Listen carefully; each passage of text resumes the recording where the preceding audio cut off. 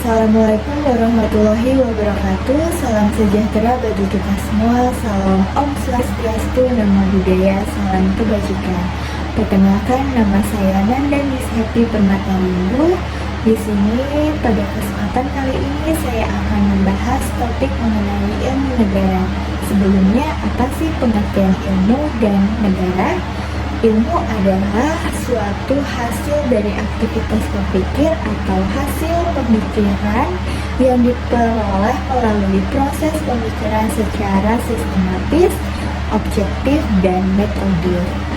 Sedangkan pengertian negara adalah suatu organisasi kekuasaan yang dibentuk oleh sekelompok orang atau manusia yang disebut dengan bangsa. Negara merupakan organisasi yang telah memenuhi syarat-syarat tertentu. Sebuah negara bisa dikatakan sebagai negara bila memenuhi unsur-unsur syarat berdirinya suatu negara. Yang pertama yaitu adalah mempunyai wilayah. Yang kedua, mempunyai rakyat atau penduduk. Yang ketiga, mempunyai pemerintah yang berdaulat. Yang keempat, mampu melakukan hubungan internasional dengan negara lain. Dan yang kelima adalah mendapatkan pengakuan dari negara lain. Jika kelima syarat ini belum dipenuhi oleh sebuah negara, maka tidak bisa dikatakan sebagai negara. Pengertian negara dari spesifik sosiologis, historis, maupun yuridis dimaknai sebagai lembaga hukum terpenting karena negara merupakan gejala historikal. Arti negara secara formal yaitu adalah ditinjau dari kekuasaannya, sedangkan dalam arti material sebagai persekutuan hidup. Oleh sebab itu, ilmu negara adalah ilmu yang mempelajari tentang asas-asas dan pengertian pokok dalam negara.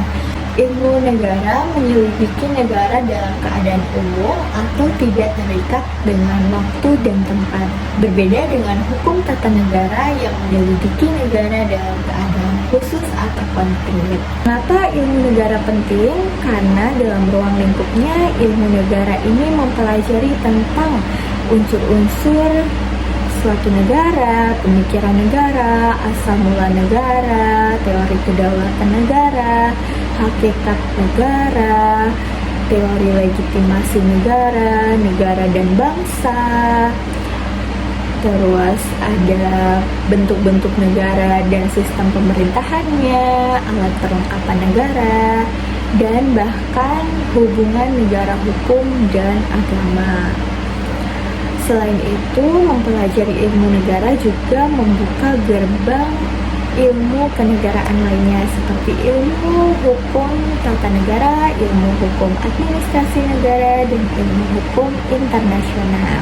Ada satu materi yang menarik dan ingin saya bahas dari ilmu negara yaitu adalah teori kedaulatan. Membahas tentang kedaulatan, apa sih pengertian kedaulatan? Kedaulatan merupakan sesuatu yang sifatnya tertinggi, paling tinggi, dan tidak ada hal lain yang tinggi kecuali kedaulatan itu sendiri. Jilmi Asidi juga berpendapat bahwa kedaulatan merupakan sebuah kekuasaan tertinggi dalam negara dan tidak terletak di bawah kekuasaan lainnya. Kemudian William Blackstone juga mengidentifikasi adanya 4 ciri-ciri kedaulatan. Yang pertama yaitu adanya kekuasaan, yang kedua adanya kekuasaan yang tidak dapat disembah, yang ketiga adanya kekuasaan yang mutlak atau absolut, dan yang keempat adalah kekuasaan tersebut tidak diawasi. Berdasarkan pengertiannya, kedaulatan dikategorikan dalam 2 hal, yaitu yang pertama berdasarkan arahannya yang terbagi menjadi 2, yaitu kedaulatan ke dalam dan kedaulatan keluar. Yang pertama, kedaulatan ke dalam. Kedaulatan ke dalam mengacu pada kekuasaan pemerintah dalam mengatur negaranya melalui lembaga negara atau perlengkapan negara.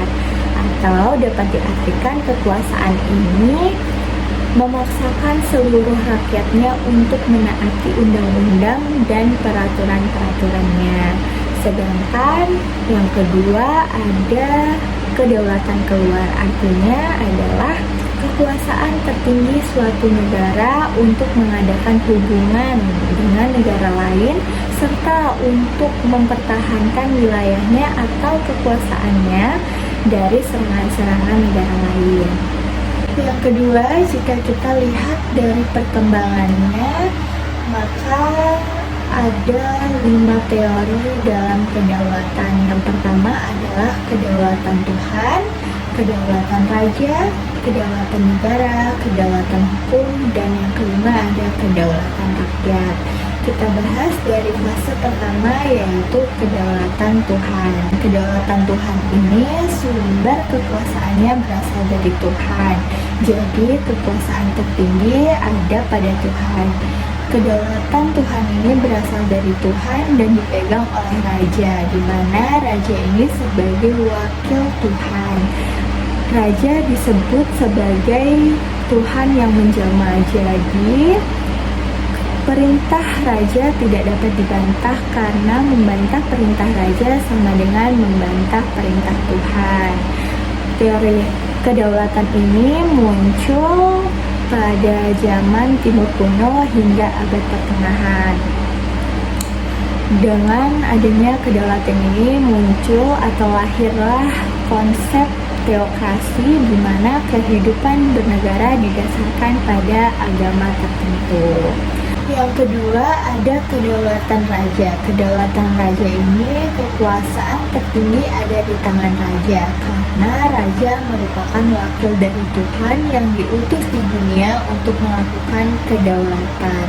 Raja merasa berkuasa untuk melakukan apa saja dengan alasan semua perbuatannya atas kehendak Tuhan. Sehingga muncullah adagium, the king cannot do wrong, atau raja tidak pernah salah. Awal mulanya kedaulatan raja ini diterima oleh rakyat. Namun karena sifat raja yang sewenang-wenang, kedaulatan raja ditolak dan dibenci oleh rakyat.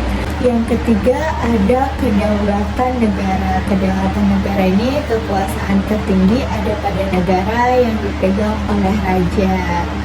Kedaulatan ini terjadi di Jerman untuk mempertahankan kekuasaan raja yang didukung oleh 3 golongan masyarakat yang memiliki pengaruh besar, yaitu yang pertama ada golongan bangsawan, golongan angkatan perang atau militer, yang ketiga golongan alat-alat perang atau birokrasi.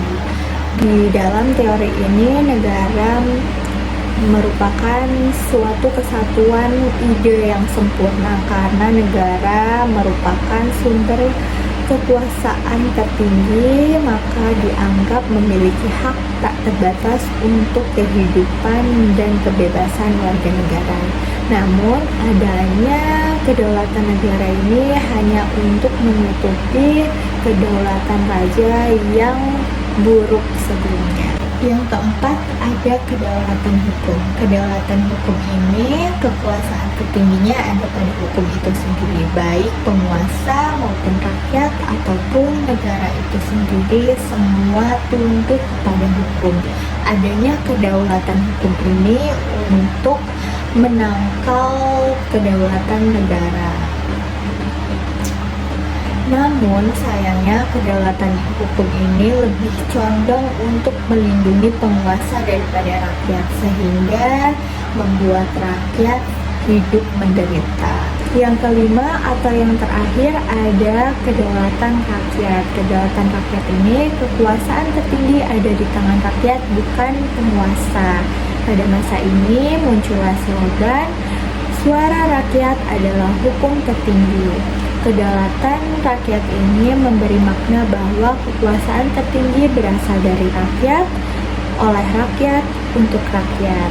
Jadi penting untuk kita memahami materi tentang teori kedaulatan ini, karena selain kita mengetahui apa itu kedaulatan, kita juga mengetahui dari manakah sumber kekuasaan itu berasal, dan Kita mengetahui berbagai macam bentuk-bentuk kedaulatan serta mengetahui siapa yang memegang kekuasaan dalam negara. Baik, sekian pembahasan saya mengenai ilmu negara pada video ini. Terima kasih sudah menyimak sampai akhir. Saya tutup. Wassalamualaikum warahmatullahi wabarakatuh.